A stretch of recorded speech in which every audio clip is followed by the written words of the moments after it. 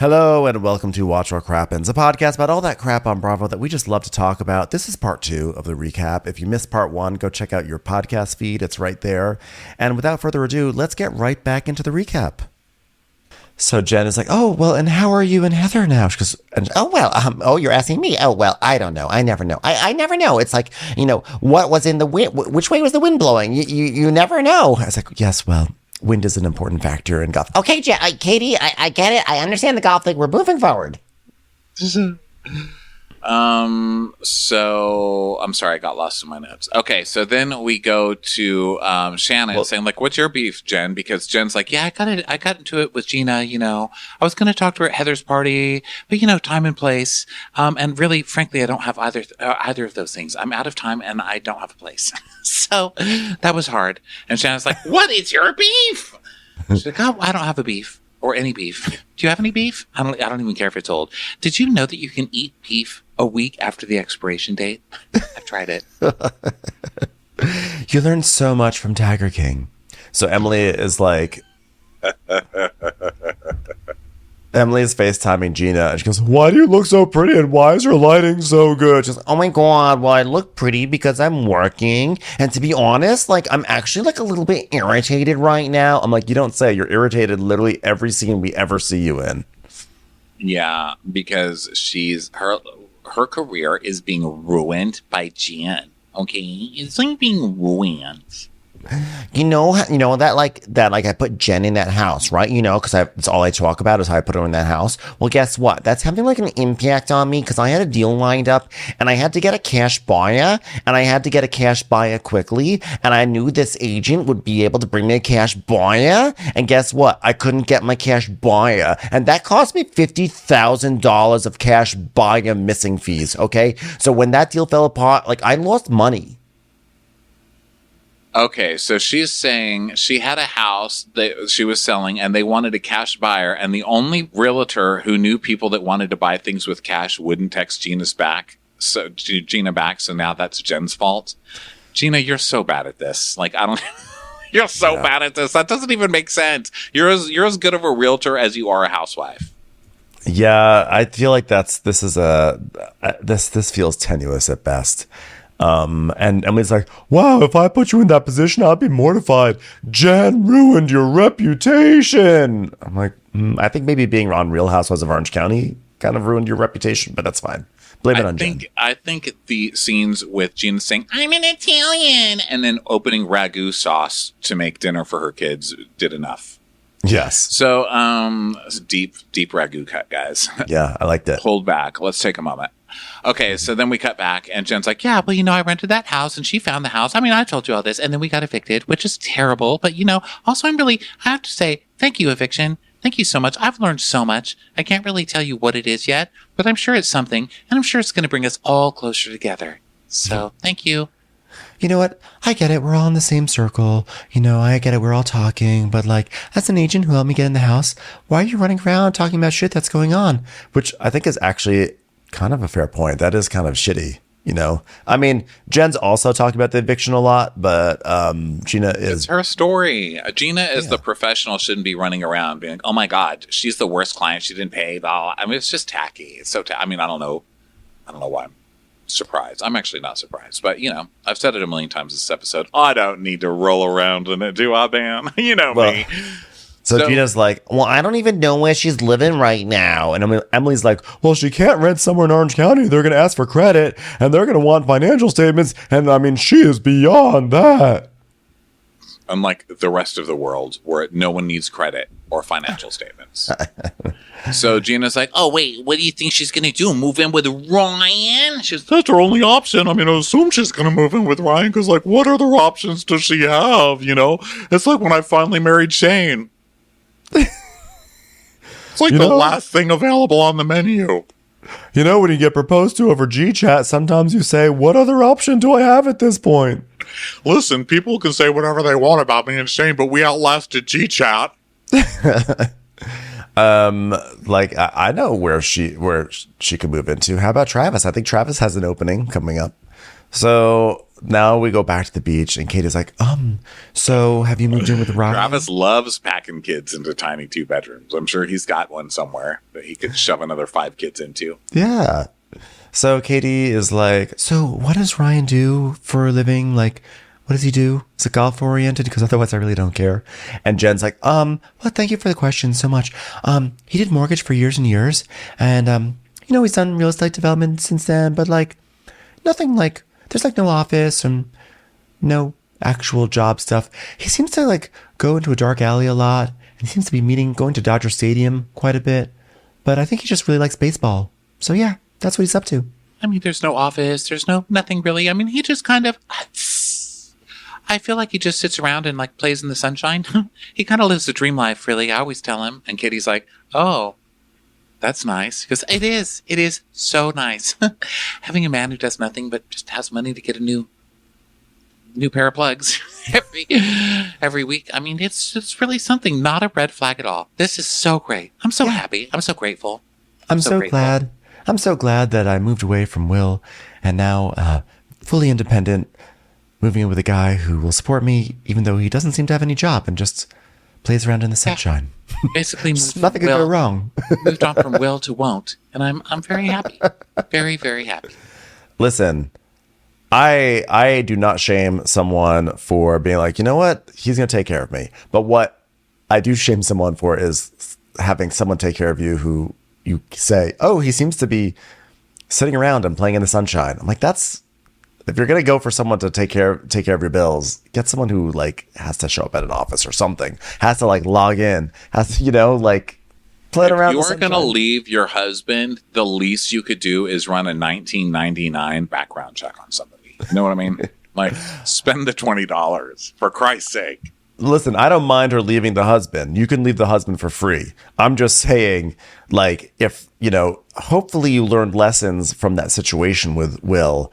And I'm just saying, just make sure he has a job.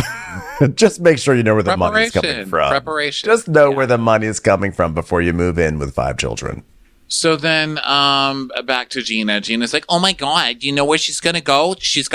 I can tell you where she needs to go, to work. She's got to go to work. And Emily's like, no, she's not going to do that because that would mess up her gym schedule. Oh. I have a sincere question. When shit went down for Gina, what did she do for work? This is not like she didn't work, but like what was she doing when she first I think she was just cobbling to get, from what I remember, she was cobbling. She's on Housewives, so that's obviously some work. And then she was getting stuff, support or whatever from Matt, but I don't think she immediately got a job. I mean, it takes a while to study and get your real estate license and stuff like that. Yeah. I mean, the thing that really sucks about all of this is that what Gina has accomplished in the past few years really is cool. I mean, she came from a terrible situation and she turned it around. She got her shit together. She learned something brand new. She's taking care of all these kids in a tiny apartment. She's doing really a good job. It's just a shame to see her be such an asshole to someone who's like literally on the floor losing everything when she should know better. Like, she should know what that's like. It's just gross. Yeah, it is really gross. And then Emily's like, you would do anything. You would swing on a pole if it meant you had to put food on the table for your kids. You know that if Jen swung on a pole, Gina would be like, that's how she's going to support her kids? I mean, get a real job. Like, don't take off your clothes to support your kids. Like, that Gina would say that. They all would. So Gina's like, I understand and I'm sympathetic to what Jen is going through, but it's like one thing to like burn me as a friend, but you take food off my kid's plate, and that's a problem. Not take food off your kid's plate. Did you have to give back the 10% or whatever you made off that rental fee? Give me a fucking break. So Emily's like, anyway, they just get off the phone. So now we go to Katie's house for the Katie scene. It's Katie's first family scene. Let's see what she's up to. Well, her husband Matt is playing soccer with their kid Bandon, which is already a little bit off-brand. Talk about off-brandon. Because it's not golf. And her daughter Callie, Callie's 19, and Kaylee is like putting on makeup or something, or doing her nails or whatever. And Katie talks about how her name was Katie Fletcher growing up. I mean, it was like the whitest Catholic name ever. I always remember knowing that I was adopted. My parents could not have children. And she tells the whole story about how she was adopted from Korea, but she grew up with like no connection to her culture. And she was like, a year later, I was FedExed over here, and here I am.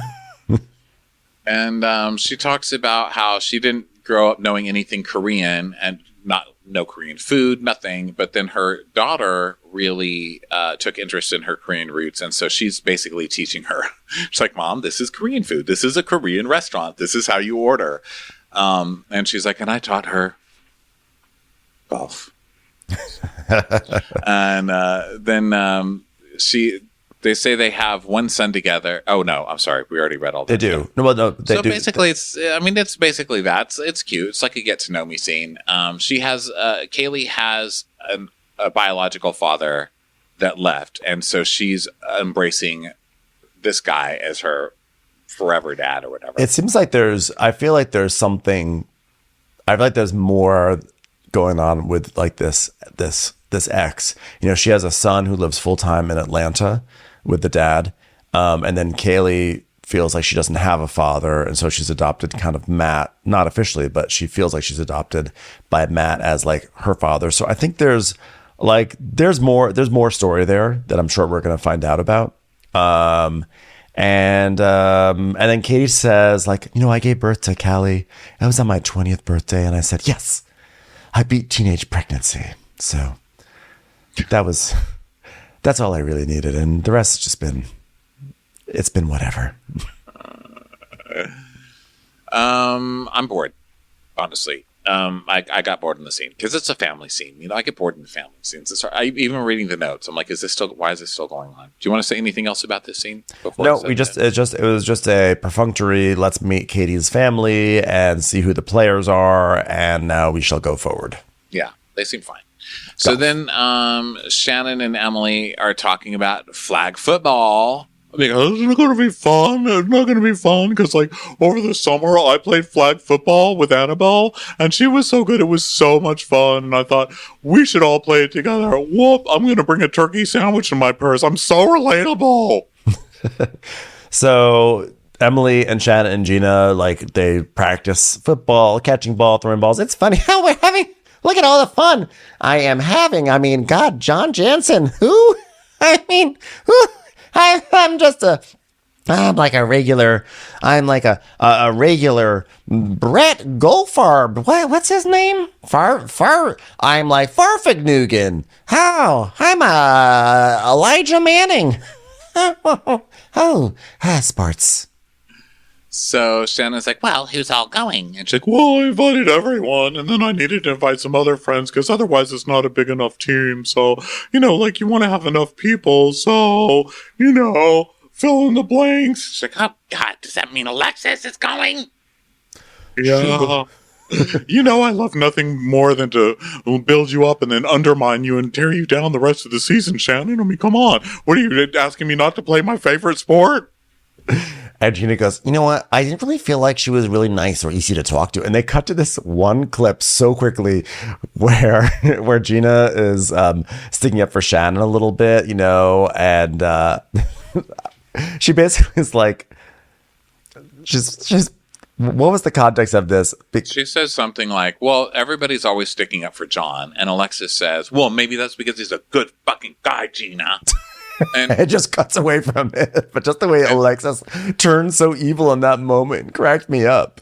And she's like, honestly, I'm just trying to warn her. The instances that I've had with John, they made me uncomfortable because, I could hear him. He's aggressive. And then it cuts to the scene last year where Shannon's crying about Gina being mean to her and John being like, fuck Gina. Who the fuck is Gina? Yeah. They keep trotting that out. Although every time he says it, I kind of chuckle a little bit. So then... and then we cut back and Shannon goes, oh, yeah, I remember that. Well, he hadn't eaten. Yeah. I'm sorry, so I'm not with John anymore. Listen, I'm not making John dinner anymore, but I'm still making him excuses, okay? Baby steps. Well, he hadn't eaten on account of the fact that he was afraid to open his mouth and show his pebble-like teeth. So, And Shannon's like, well, he hadn't eaten on account of the fact that he was afraid to open his mouth and show his pebble-like teeth. So Shannon's like, well, he hadn't eaten on account of the fact that he was afraid to open his mouth and show his pebble-like teeth. So Gina's like, well, I didn't know that I had to travel around with a snack pack to hand out to grown men so they don't tell me to fuck off. You know, Alexis, you better make sure that dinner's on the table at 5 o'clock on the dot, honey, because he's like a gremlin. You gotta feed them and water them, otherwise they get fucking evil. Actually, if you water a gremlin, that's not how gremlins Gina, work. like, seriously, you can't even make a gremlin joke. Like, you can't with her. So she's like, well, I think you should be really proud of the way you handled yourself at that party, Shannon. Which I agree. And I'm impressed that Shannon actually held it together like that. And she's like, well, I feel so bad. I mean, I got a DUI and I went to the place and, you know, there were a couple nights that I was freaking out. Sure, I thought my life was over. And on those nights, I did drink a lot. I mean, when I say a couple, Monday through Sunday, but still, then I went to that place, whatever it was, and now I'm great. Look at me now.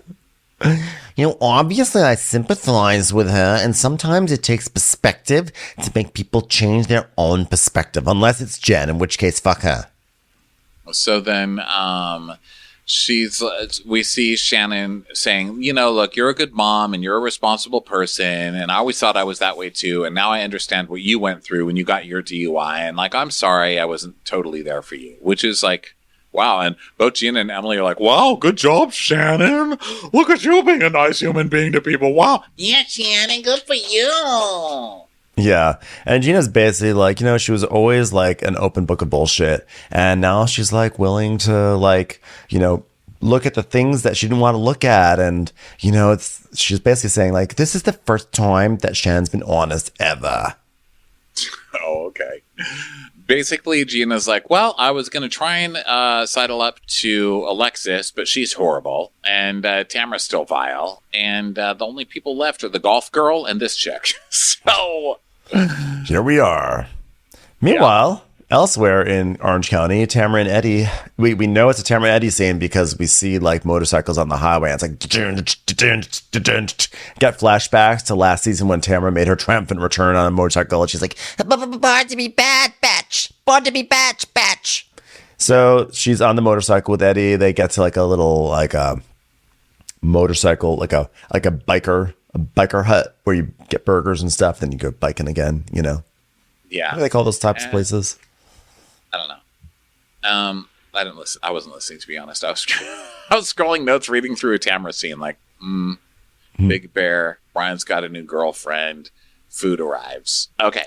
So Tamara's like, fitness class, Eddie's long-term plan is to meet Big Bear full-time. I can't wait to be a mountain woman. It's going to be so great. I'm going to be like, hey, you want a piece of me, Bear? Get over here, Bear, you dumb bitch. Nobody likes you, Bear. You drunk alcoholic, Bear. Go away, Bear. But you see a bear running away crying, like, so I had a great time at Heather's party. It was great seeing everybody, bitch. And Eddie's like, even Shannon. She's like, I have too much anger in me. He's like, why are you so angry, babe? Because I think where my anger lies has nothing to do with Tris and Mika stuff. It really doesn't. It's just that I really thought she was going to get help. It's frustrating to me because she's lying to everybody, you know? Oh, I'm sober. Oh, I haven't had a drink. Oh, I'm just going to have 2 drinks. Oh, I don't have a drinking problem. And he's like, it doesn't sound like this is rock bottom to her, so don't take it personal, because it's not your problem, it's her problem. And at the end of the day, if I'm standing on a road with a flag in my hand, it's going to say, David Vidor. I love you, David Vidor. I still can't believe she did that to David Vidor. Also, I forgot to mention, in that other episode that I was accidentally watching for a half an hour, that was the one that Eddie was like, yeah, I love Eddie Vidor. I mean, I love David Vidor. He was the only good thing in that marriage, David Vidor. Eddie is actually correct in this point, which is like, this is not your problem. Like, why is Tamara crying about this? This is Tamara trying to take on the problems. That way she can have a beef with Shannon. Yeah. So she's like, I care about her. I'll be there in a heartbeat if she reaches out to me, and then I'll take her hand and I'll slap it and I'll say, stupid alcoholic.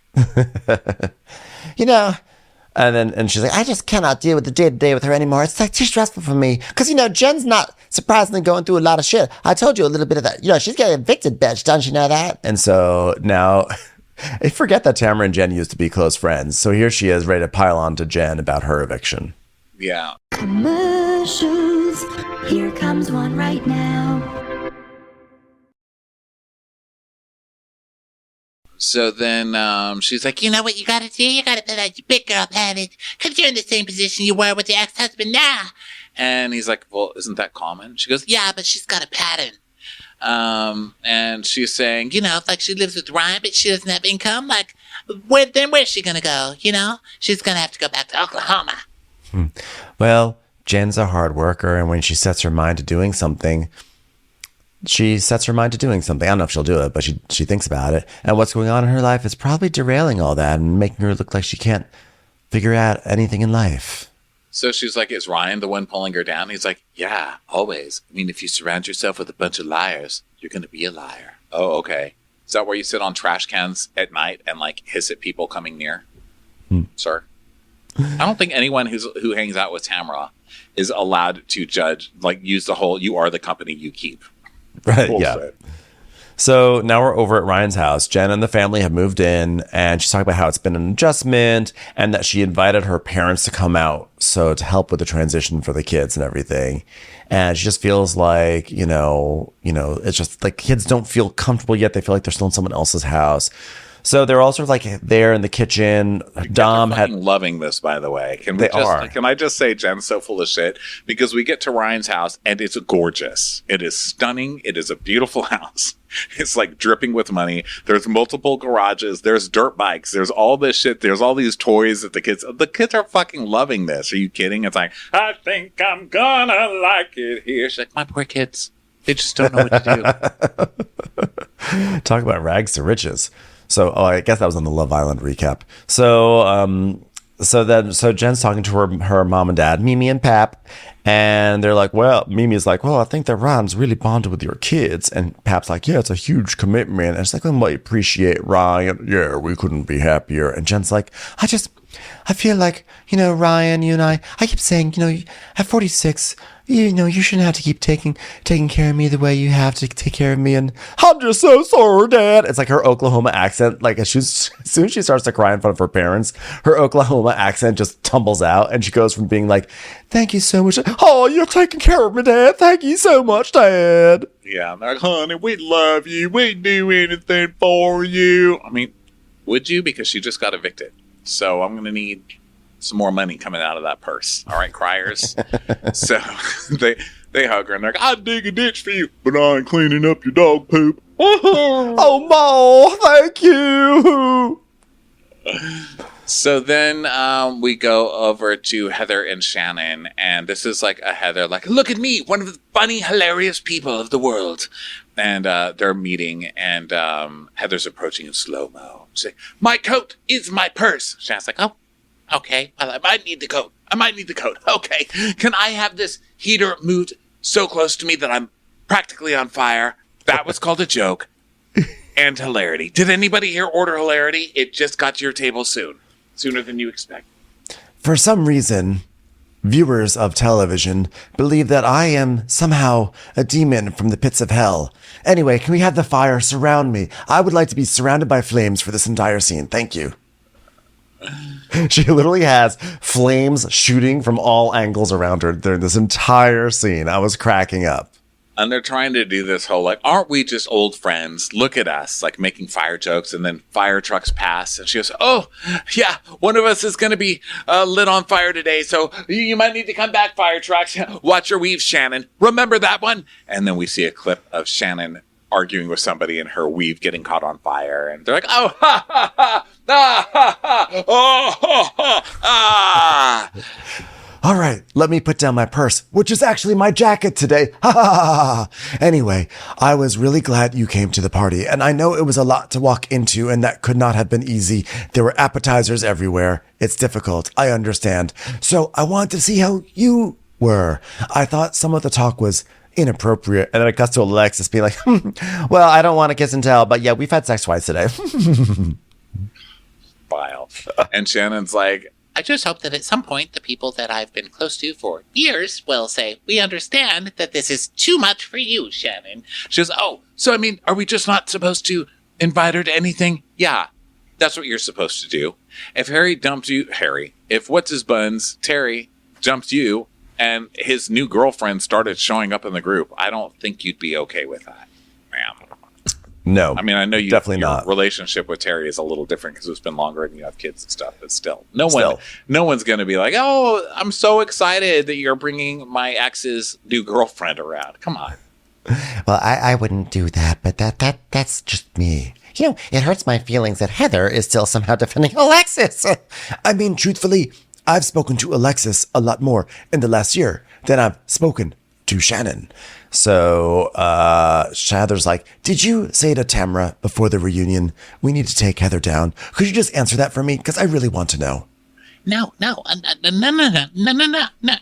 I was angry with you. Why were you angry with me, Shannon? Oh, right. Because you say I was talking about your relationship. Well, don't you know I wasn't now? Even stuff that I thought was in our vault, I never repeated that stuff. Never. I mean, there's not that they were so salacious, but just private things that you told me. I've always kept your confidence. I've always kept your confidence. I don't believe that for 2 seconds. But then also, if you knew that Tamara was out lying about you, then why are you still so close with Tamara? I mean, pick a lane. Well, Tamara told me that you were the one, and at this point, I mean, I just I've had it all the way up to here. Like my forehead is actually at my forehead. I mean, my hand is at my forehead. My hand, it's actually up here. My hand is actually above the forehead. It's very high up there, and I think this counts as cardio. This is good.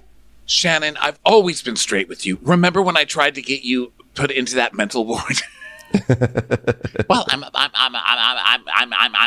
apologizing. It's like, I don't need an apology. You know what I want to hear from you? All I want to hear from you is that you trust who I am and what I say to you, and that we can have a friendship. I am the person who just invited your ex's new girlfriend to a party to make sex jokes about your ex right in front of you all day long and never said a thing. That's who I am, Shannon. Like, what is your holier than thou like? I just want you to know that I'm a good person. You're an asshole. You just totally played an asshole move on her. What are you talking about? Heather, I can't help but notice that your eyeballs are actually red and reflecting the flames that surround your face right now.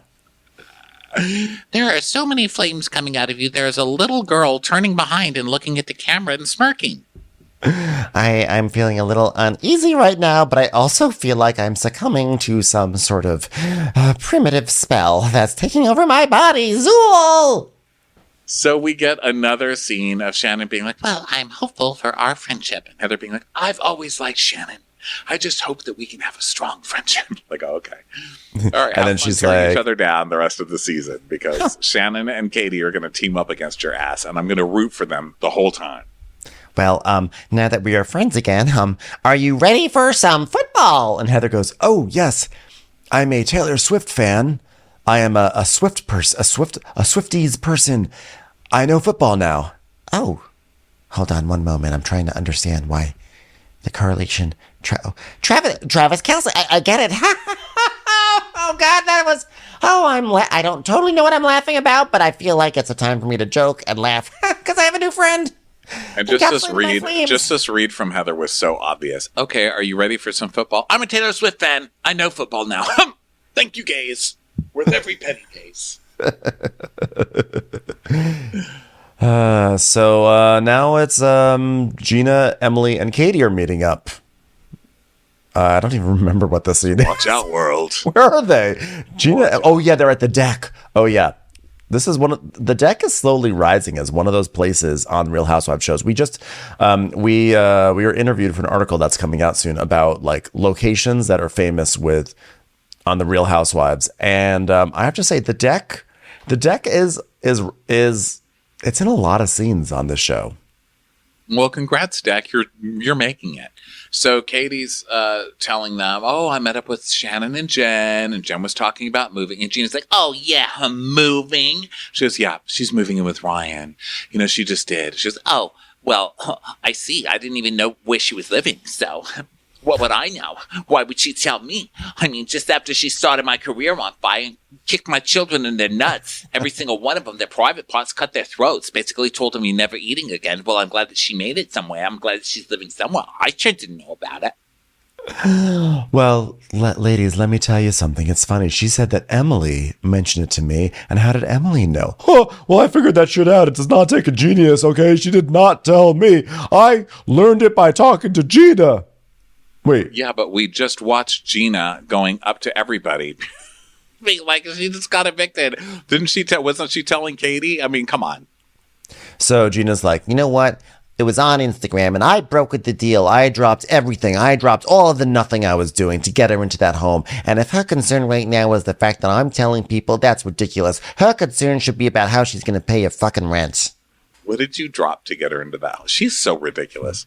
So, what lean and Emily cuisine goes, box did you drop on the kitchen floor to get this deal done? give me a fucking break.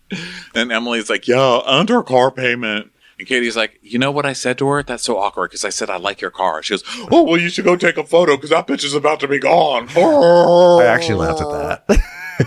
I laughed at that because it's kind of true. So Gina's like, you know what I'm saying? Like, you know what? Like, I'm talking to my friend because Emily was concerned for me and all this. And that, like, really bugs me, okay? Because, like, Jen needs to be focusing on how she's going to take care of her children and herself, not on who is, like, trying to assign blame for her own problems. Well, yeah, you know what? She probably does need to focus on her children and herself and getting, like, her income in. And the last thing she needs is an alleged friend talking all this shit about, like, how she's so shitty for being evicted. Well, if she comes from my career, I will fuck her up. You're doing great. I'm sure you're really building your reputation right now. But you know, if I was moving to Orange County, I'd be like, I really want this unhinged lady in terrible clothes rubbing. Like, I'm sure she understands contracts. If she gets me kicked off of Pillow, I'll be so mad. Don't you mean Zillow? No, I'm not on Zillow yet. I'm just working my way through Pillow, and then I have a lot to lose here. Mm-hmm. So Gina's like, oh God, I can't even look at her. I can't even look at her. You know, like, I can tell that she's got on very nice new clothes. She's got on glam. And honestly, it's like a slap in my face. Because now Gina and Jen go to this cafe to have a talk. So she's like, she's in glam. And honestly, that's a slap in my fucking face. At least look like you're on Hard Times, bitch. It's like, is that what you've been doing? So Jen comes in like, hi. So they sit down and, you know, they're like having some pleasantries. And Jen's like, well, there's just like a lot going on. But I mean, I want to get together with you because I'm like, wait, what the fuck did I do to Gina? And she goes, well, I'm not particularly happy about this situation, Jen, you know, that we're in here. And she goes, well, but do you honestly think, Gina, I moved into that house and thought to myself, I'll just motherfuck Gina and I'll just like, I'll go in on a whim and see if I can make rent. No. I don't think you think about these things at all. Yeah, I didn't think that you thought that. I don't think you even thought, like, wow, it's a possibility that I could completely be cut off from my husband. My husband could lose his job and I wouldn't be able to pay my, like, what an idiot. You're so stupid. Gina's such an, and Jen's like, well, that's bullshit. She goes, oh, when you sign a contract, you have to follow that contract and you did not pay your rent. And you know what? Like, this is my brand new career, Jen, and you can tell I'm doing really well because I'm wearing a train conductor hat today, Jen, okay? You want to take my train conductor hat away before I can gift it to my children? I dare you. I dare you to take a train conductor hat from my children's heads. She's wearing Megan King Edmonds' like hand-me-down train conductor hat from that one episode. So Gina's like, I didn't run my mouth about your personal things. She goes, well, then how does Emily know? I'm sorry. Gina said, I didn't run my mouth about your personal thing. She goes, well, how does Emily know about it? Well, do you know how I knew you were evicted? Instagram. I went out of my way to help you and you burned me. I'm like, you didn't learn from Instagram. You told us last week that you learned it because you were CC'd on lots of emails and texts about like the eviction. Right. I guess her point is you wouldn't even call me to tell me. Like, right. I saw on Instagram before you called me. And Jen's like, I didn't burn you. And she's like, yeah, and the fact that you sit there, Jen, and you have this attitude is pathetic. And she's like, well, that's shitty. And she's like, you need to grow up. You need to pay your bills. You need to figure out how to take care of yourself and your children. Wow, that's like very shitty. Thank you so much. Gina's like, you know what? It's not your ex-husband's responsibility. Yeah, but like if they have an arrangement, and especially if he has support that he has to pay. I'm not sure what the details are, but what I'm gathering, unless I've forgotten a detail from last week, what I'm gathering is that this guy was paying for their house and then he fell behind because he hit hard times, and then like all of a sudden he wasn't telling her that he wasn't paying his bills. And so he was like welching on his end of the deal. And the fact that Gina has no sympathy of like the fact that this shitty situation, I feel like happens to women all the time, where suddenly the women are hung out to dry because of men's crappy ass behavior. And like the fact that Gina has no sympathy for this, I think is really abhorrent. Assuming I got the situation correct. I may have it totally wrong. No, In that's which case what I they take it all said back. it is. Yeah, that he lost his money because he lost his job with her parents, and that he fell behind in rent, and they're fucked, basically. So yeah, it's pretty gross. So Jen's like, you are really fucking. She goes, it's not your ex-husband's responsibility. Yeah, it is, and it's not your boyfriend's responsibility. And she goes, God, you're really shitty. She goes, I'm upset. Because you called me and I helped you. She goes, yeah, well, you're not the only one upset with me getting evicted, Gina. I'm the one who got evicted. She goes, oh, yeah, well, you want to know something else? Because I don't think you get it. Because I understand you don't get these things. She goes, oh, now I don't get these things. So you're saying I don't know anything? She goes, no, do you know about this? And she goes, you know what, Gina? I know that my 5 fucking kids are, what's that? They're having this fight, and right in the middle of this, the waitress comes by with a coffee, like, here's your latte. She just drops it and backs away. So yeah, Gina's like, do you know about this? Do you know about this? And Jen's like, no, Gina, I do know. I do know that me and my 5 fucking kids were on the line, and 48 hours we had to leave. She goes, yeah, but you don't even want to talk because you don't even want, you don't even want to talk. You won't even let me talk. Gina, you sit down and you start screaming at someone who's going probably through the hardest thing in their life and calling them all sorts of names and saying that they're not taking care of their children. And then she won't let you continue to yell at her without interrupting you with a slight 1 or 2 words every once in a while, and now you're going to scream that she's not listening to you. Get her off the show. She's terrible. She's never been fun. She's never been good at anything. Get her off. Take her off of the show. What makes Gina think that this is somehow going to improve her real estate career? This is going to make clients want to work with this woman who's berating a client who's sucks. going through something that's embarrassing and tough and hard and scary. And Gina's thing is yeah, but you know what though? My reputation, she's hurting my reputation. Well, then build back up your reputation. You're sitting here, you want her to build back up her money. Why don't you build back up your fucking reputation? If you're all about some bootstrap mentality that you seem to be into, why don't you live those words too? And she's like, you don't get it, and I get that, And yeah, you know what? You really need to wake up, Jen, because you're not paying your rent. You're getting your hair and your makeup done. Why aren't you paying your rent? You're getting your threads done. Why aren't you paying your rent? You're at the gym every day, and why aren't you teaching yoga class, outdoor yoga classes or whatever? And she's like, I teach my ass off. She goes, yeah, at outdoor yoga class. Oh, okay. She's like, you don't even fucking know what I'm doing to try to bust my ass, Gina. She goes, well, I know that you're not paying your rent, Jen, and that put me in a bad situation. I can't believe it. Again, I will allow Gina to be annoyed, but no, Gina sucks. I'm done. Her lack of any kind of sympathy or empathy when she herself has gone through hard times and she has benefited from the grace of her castmates for years now, and she has often been it's just so hard. What I'm going through is so hard, and I feel bad because I'm burdening everyone all the time. And yet here's someone, now it's her time to pay it forward, and she is being so nasty about it. Well, at least Jen gets one good thing in there, because she goes, are you fucking kidding me, Gina? Just because my life is falling apart doesn't mean my hair has to fall apart like yours did. Yes, and they show a photo of Gina's picture. Bleached blonde hair day, which is not could have really been from any season. But yeah, I'm about to say her hair this season is not that different from that season. So Gina's like, I had a deal set up, and I needed to reach out to this agent in order to access the buyers that she has. Jen, this is real. I'm like, she's evicted. She has to live with Ryan now. That's not real. Yeah. So she's like, I can't believe it's a woman. I'm sitting across from you, and you won't even let me talk. As a woman. What's crazy is we have these notes here that are written down, and we can see literally how much that Gina has said and how little Jen has said. And that Gina now is like, oh my God, you're not even going to let me talk. You're not even going to let me berate you about the fact that you've been evicted. And that at 46, you have to have other people take care of you. And how embarrassing that is for you. You're not even letting me embarrass you more for your embarrassment. So she stands up and she screams at the producer, she won't even let me talk. She's a joke. And Jen's like, oh, you're a fucking joke. And she's like, yeah, if you want to do this weird shit, I'm not doing it, Jen. So she goes out and storms out and is having a diva fit. And she's like, Jen is a ding dong. Okay, you're pathetic, Jen. Take care of your fucking self and your kids or drown. But don't fucking run me over with your bullshit.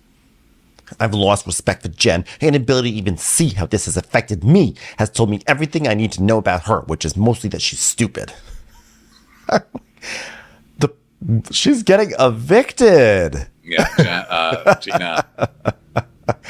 I mean, I actually would love to go back to the Lynn Curtin season and see how what the women's reactions were to Lynn Curtin being evicted and compare it to Gina, because this is just, I think it's just so tasteless. It's so obnoxious. You know, and you see how everybody else is. It's not like we've already gone over this a million times, but it's not like everybody else is being so sensitive to this. You know what I mean? And it's just Gina. It's just that everyone else is kind of funny. And they have like a way of pulling it off. And Gina's just trash. She's a trashy person. She's not funny. She's got no sense of humor. She's got no like gravitas about her. I cannot believe she's still on the fucking show. I mean, someone shaming someone else for getting charity is crazy, because that's everything that Gina's had for the past 5 years. I can't believe, or 7. How long has she been on this show? It's a long time. It feels like an eternity. And you know what? Gina was so furious about being shamed for living in a condo or a 2-bedroom house. She was furious about that. And here she is shaming someone for being evicted and not getting their act together. You know, like, well, listen, we're often the first people to be like, get a job, get a job. But like in this case, I think that Gina, the context of what her relationship is to Jen and how her relationship should be and what I think would be expected of a friendship, I think is so vile. Like, this was actually the first time that I think that we've always been like, oh, Gina's an asshole. But this is the first time where Gina, I feel like, was really just being like nasty. That was shocking to me. Yeah, she's gross. You know what's not gross? You know what's not gross? Podcasting. Thanks everyone for being here. We appreciate you. Hope you all have a wonderful weekend. Hope you all enjoy some Love Island finale, or for one of you, perhaps the Golf Channel. And we will catch you on the next episode. Bye, everyone. Bye. Watch What Crappens would like to thank its premium sponsors. Ain't no thing like Allison King. Ashley Savoni, she don't take no baloney. Stroll in the park with Caitlin Clark. She's not just a Sheila, she's a Daniela. Itchels. Aaron McNicholas, she don't miss no trickolas. She's never scary, it's the Green Fairy. Jamie, she has no last namey. Hava Nagila Weber. Know your worth with Jason Kurth. Sip some scotch with Jessica Trotch. She's always supplying, it's Kelly Ryan. Kristen the Piston Anderson. Let's give a kisserino to Lisa Lino. We want to hang with Liz Lang. Megan Berg. You can't have a burger without the Berg. The Bay Area Betches. And our super premium sponsors. Somebody get us 10 cc's of Betsy MD. We're taking the gold with Brenda Silva. Let's get real with Caitlin O'Neill. Don't get salty with Christine Pepper. Can't have a meal without the Emily Sides. Nobody holds a candle to Jamie Kendall. We got our wish, it's Jen Plish. She's not harsh, she's Jill Hirsch. She's a little bit loony. Junie. My favorite Murdo, Karen McMurdo. We love him madly, it's Kyle Pod Shadley. Let's go on a bender with Lauren Fender. The incredible edible Matthews sisters. Give him hell, Miss Noel. Ring that bell for Rachel. She's the queen bee, it's Sarah Lemke. Shannon, out of a cannon, Anthony. Let's take off with Tamla Plain. She ain't no shrinking Violet Kuchar. We love you guys.